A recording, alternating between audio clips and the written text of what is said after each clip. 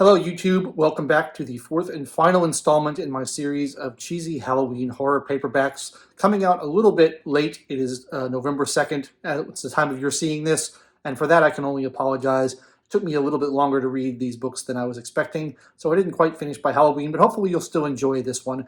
And anyway, it turns out, much to my surprise, this isn't so much of a horror book after all. It's more of a thriller mystery book, but it does have some kind of chilling, spooky moments in it, which I will talk about a little bit. The book which I'm referring to is called Sins of Commission, which I maintain is a bad title, by an author named Harold L. Klawans, I'm guessing. I can't imagine that it's pronounced Klawans. It doesn't sound like any language I've ever heard of. I'm guessing it's Polish and is Klawans.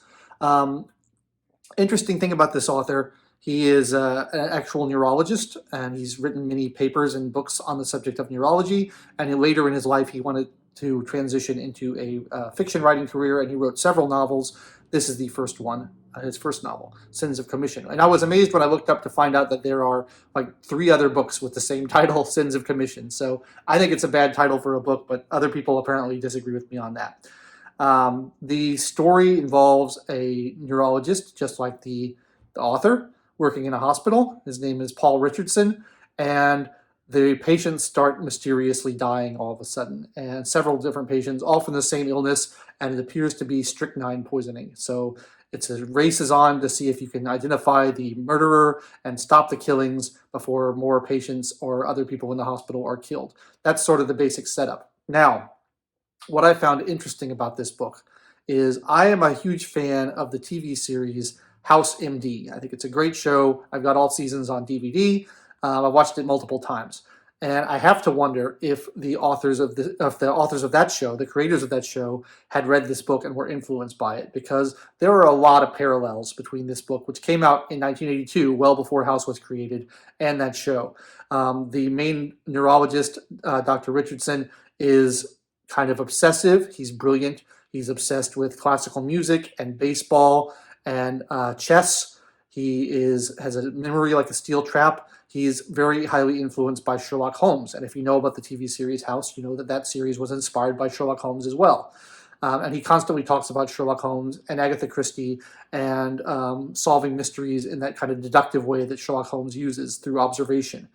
Now, maybe that's a coincidence. It could easily be because, medicine is full of mysteries, and if you're going to do a thing about mystery, the first thing you're going to think of is Sherlock Holmes. And Sherlock Holmes himself was based on a physician. So, it could easily be multiple people thinking along parallel lines and coming up with this idea independently. But there's just so much about this book that made me think about House. Paul Richardson is not an unpleasant, cranky character. He's a pretty nice guy, although he's a little bit insufferable with how much of a know-it-all he is, constantly kind of spouting facts at you, and trivia and things like that, things he has remembered.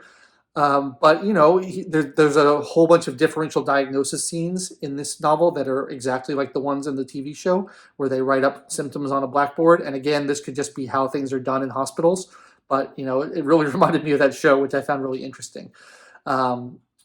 The book is educational in a way too, because you do learn a lot about medicine and about history and about other facts that the author tends to spit at you, and that through the character. Obviously, the character is sort of a self-avatar for a self-insertion a little bit for the author. And while he's a little tedious with all the kind of know-it-all facts that he's constantly talking about, you do learn a lot from it, and it's kind of interesting. It's clear that he knows an immense amount about classical music. It's clear that he knows an immense amount about baseball, and you can kind of get the sense that the author is showing off through the character showing off. And while that can be annoying, it can also be informative. Now, I think medical horror is a really rich field and has a lot of interesting elements to it. There's something just uniquely scary about like people who are supposed to be healing you actually hurting you. And I'm particularly fascinated by poisonings myself. I don't know why, but ever since I was a kid, I've found poisoning to be like one of the most terrifying things. And I think it's because it's like death is inside of you. And once it's in there, there's nothing you can do about it. And you may not even know it's there, but it's slowly killing you from the inside. I find that so much more creepy and unsettling than like stabbing or being shot or being axe murdered or something like that. The kind of creeping slowness, the fact that you don't know what's happening, the fact that it can be symptomless for a while, and the fact that it can be irreversible after a while, those things are really frightening to me. So having this murder mystery plot where people are being poisoned.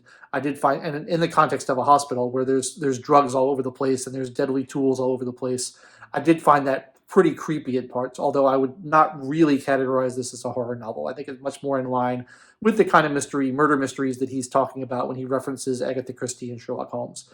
But it did have some chilling moments in it. I mean, if you look at the cover, that's a pretty gruesome image on the cover there. The scary syringe full of blood with a skull on top of it, and the caduceus. And then on the quote on the cover, it's described as hospital horror. So, you get a little bit of that, but it really, not your traditional spooky horror novel. But I actually really liked it. I think of the 4 books I've read, this one has been my favorite. I think that the mystery is well thought out. I think that the clues are kind of given a little bit along the way. I think the payoff is satisfying. I think the writing is good. Like I said, I liked all the stuff you kind of learn about medicine along the way. I sort of love the mystery solving aspect of the diagnostic process where you're coming up with possibilities and eliminating clues and using logic. I sort of find that puzzle solving element of it really fascinating, and I sort of love that. So I thought the characters were good and relatable. I thought that it was just well written, and it kind of kept me engaged throughout. A lot of these kind of books, they lose me halfway through. I was interested to find out what was going to happen throughout this book, and so I really enjoyed it. I think if there is a hidden gem among the 4 books that I picked out, which I'm not saying that there is, but if there is, it would certainly be this one, because it is competently composed and it is, does what it sets out to do. It keeps you in suspense. It keeps you wanting to know who the killer is and what the motivation is, and who's going to come next, and it kind of makes you a little bit uneasy and puts you on the edge of your seat. Whereas some of the other books were either too cheesy or too boring for me to really get into, too cliche. I thought this was good, and so it shows you like the value of research when you have a practicing doctor, someone who's an expert in his field, then write about that field. It goes back to the old adage that you should write what you know. And clearly he wrote what he knew, and it worked out because he's got a lot of information, and it all feels real because it's not someone just making it up. It's someone who's speaking from experience. And so that kind of gives a verisimilitude to the story that you otherwise wouldn't get. I think, this is something you see a lot in modern writing where people don't do research and they just kind of make stuff up, and it results in too many unbelievable things at the same time. And they're like, oh, it's fiction. You should suspend your disbelief. But there's an old saying, and I forget who said it, that you should only ask your audience to believe one unbelievable thing at a time. So if you're going to ask them to believe something that's either supernatural or really unlikely, everything else has to be grounded and real. And I think that's, one of the strengths of this novel is that it really does feel real in a way that a lot of other novels don't.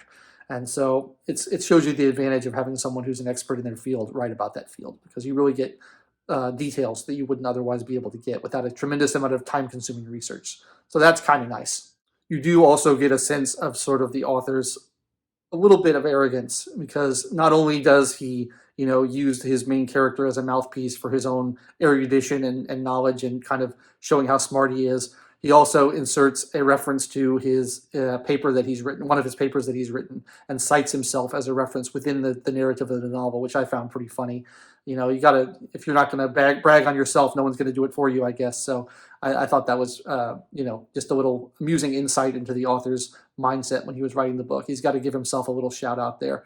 So anyway, that's about all I have to say about Sins of Commission. Like I said, I enjoyed it quite a bit, and I'm glad that I picked it up because I got a good, couple days of enjoyment out of it. That's the last of my Halloween horror paperbacks. I'll be moving on to other stuff now. I've got quite a bit of other things to talk about because during the month when I was reading these books, I was also doing other things. As some of you know, I took a trip to Britain and I bought a bunch of books there, and I want to talk about all of those that I bought. I've read some more books in the interim that I want to talk about. So there's going to be a couple of haul videos. There's going to be a couple of review videos coming out soon. I hope you'll enjoy those. There was another Criterion Collection half-off sale at the end of October that I want to talk about, the videos I got, the Blu-rays I got from that. So I'll do a haul video on that. If there's anything in particular you don't like or you do like or you want to see, let me know in the comments. And if you enjoyed my series of Halloween horror paperback reviews, please like the video and subscribe to the channel. Click the bell for notifications. And always feel free to leave me comments of any topic, because I like to see your comments. I know that means people are watching the videos, they're engaging with them, and it's fun to chat with you guys in the comments. And then I also want to talk about one more thing before we go. I also have some talking to do about National Novel Writing Month, which is November. So I've started my novel for this year. It's my 14th year running, and maybe I'll do a video on that if you're interested. I did a short on it, but I didn't really get into what I'm doing or my process for it. So if you're interested in that, let me know, and I'll do a video on that as well. So lots more video ideas coming up. I can't wait to get those to you. But for now, I have to go and write and work on my novel. So I'm going to leave it at that. Sins of Commission by Harold L. Klawans, I'm guessing. Not at all a bad choice if you're into kind of medical mysteries or murder mysteries and thrillers. I think you would enjoy it. Thanks so much for watching. I've been Logan Albright, and I'll catch you later.